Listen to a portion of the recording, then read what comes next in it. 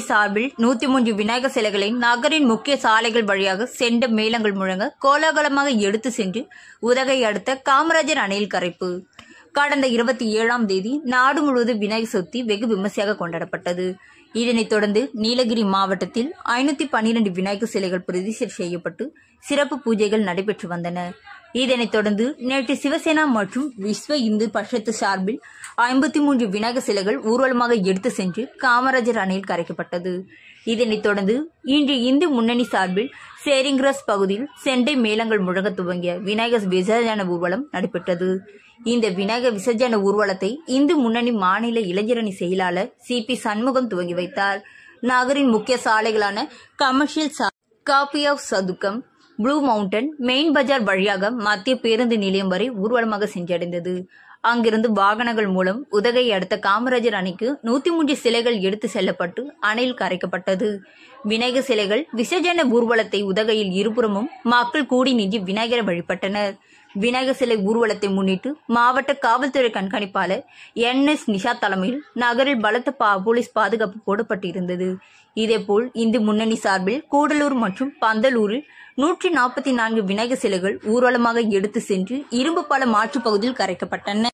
அதேபோல் குன்னூரில் 101 விநாயகர் சிலைகளை ஊர்வலமாக எடுத்து செல்லப்பட்டு லாஸ் நீர்வீழ்ச்சியில் கரைக்கப்பட்டது.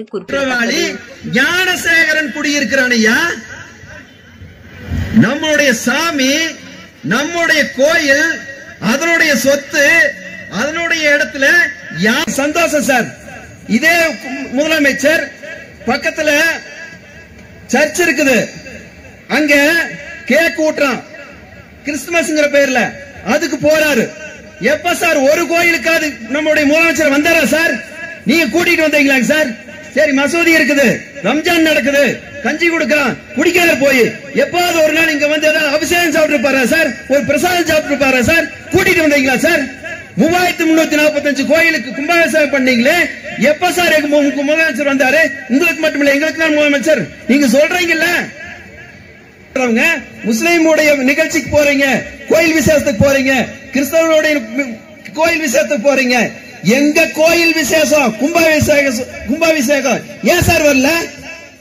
இந்த அறநிலையத்துறை சொல்லுது எத்தனையோ கோயில் நிலங்களை மீட்டோம் அப்படின்னு. சரி, அறநிலையத்துறைக்கு என்ன வேலை? கோயில் நிர்வகிக்கிறது மட்டும்தான் வேலை, வேற வேலை இல்ல. கோயில்ல ஒரு பொங்கல் எங்க வைக்கணும், கோயில்ல சாமி எங்க வைக்கணும், இத சொல்றது அவங்களுக்கு வேலை இல்ல. இந்த அறநிலையத்துறை இவங்களுக்கு என்ன வேலை? கோயில் நிர்வகிக்கிறது. ஆனா